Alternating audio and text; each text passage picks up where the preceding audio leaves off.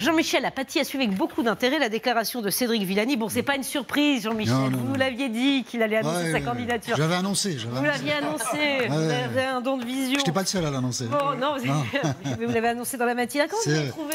Plutôt bien. Ah. Plutôt frais, plutôt rafraîchissant, plutôt différent. Je me suis dit qu'à lui tout seul, alors, bien sûr, il y a de la fausse naïveté chez ce personnage, il y a de la méchanceté, il y a tout ce qu'il faut. Il doit être assez doué pour la politique. On va y revenir, Mais j'ai trouvé que d'une certaine manière, il ringardisait un peu ce que l'on peut voir comme les apparatchiks déjà de la République en marche. Le nouveau monde a des côtés vieux monde. Eh bien, quand on écoutait Villani, on ne retrouvait pas ces côtés vieux monde. Regardez. Mathématicien, si je me suis engagé en politique, c'est justement pour remettre la technique, les sciences, le savoir, le gouvernement des choses au service du gouvernement des femmes et des hommes. Et c'est une phrase, on ne la comprend pas bien, mais ça commence par mathématicien. Il n'y a pas beaucoup de gens qui peuvent le dire. Il ouvre beaucoup la bouche. Il n'a pas pris de cours d'expression.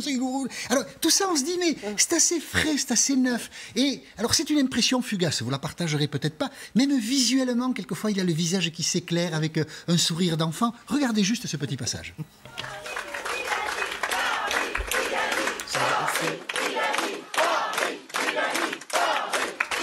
Alors, si vous voulez, on voit qu'il a de la séduction. Je ne suis pas tout à fait tombé amoureux.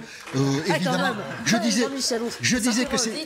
disais que c'était un méchant parce que quand même, ce qu'il fait en ne respectant pas les statuts de son parti, tout ça, c'est quand même assez fort. Donc, il a quand même du caractère aussi. Il ne faut pas le prendre pour un enfant de cœur, mais il y avait quelque chose de frais. Et c'est très rare dans la politique, parce que les générations spontanées, ça n'existe pas, de voir quelque chose de frais. Eh bien, hier soir, c'était frais. C'est comme le poisson, c'est quand même assez attirant. Le poisson, quand il est frais, plutôt que quand il est pas frais. Ah, ça, c'est sûr. Quelle réaction, sinon? Parce qu'il y a la vôtre et les autres. Les réactions, côté camp Griveaux, un peu sous la table. Quoi. Ils ne savent pas trop, visiblement, comment gérer le truc. Alors, on vous a sorti 2 réactions.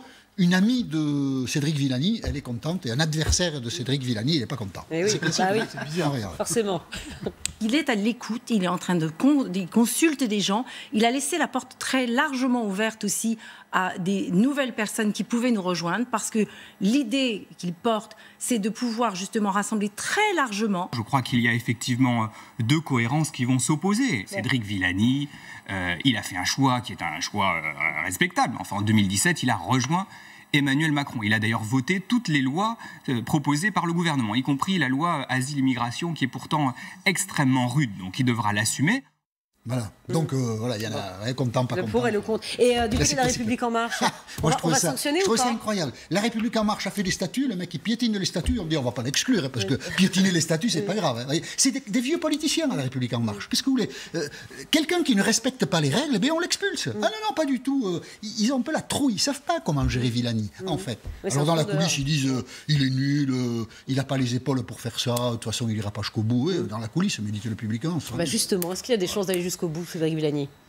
La particularité de l'élection présidentielle 2020, de l'élection municipale 2020 à Paris, c'est qu'on ne sait rien de personne. On voit bien que la droite est dans les choux, que le Front National est dans les choux, que la France Insoumise est dans les choux, et donc il y a 2 gros candidats qui restent. Anne Hidalgo, mais sa gestion passée, de quelle manière elle a-t-elle atteinte? La division avec les Verts, de quelle manière elle fait baisser son électorat potentiel? Benjamin Griveaux, on ne sait pas combien ça vaut.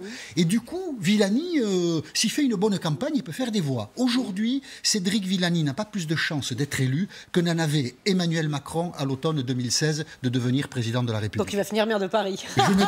Je ne dis rien. Vous en faites une déduction que vous voulez. Mais voilà. Même dans sa façon d'être, hein, on va bâtir tout ça ensemble, on va aller sur le terrain, etc. C'est assez filial, je trouve. Ah, c'est assez. Allez.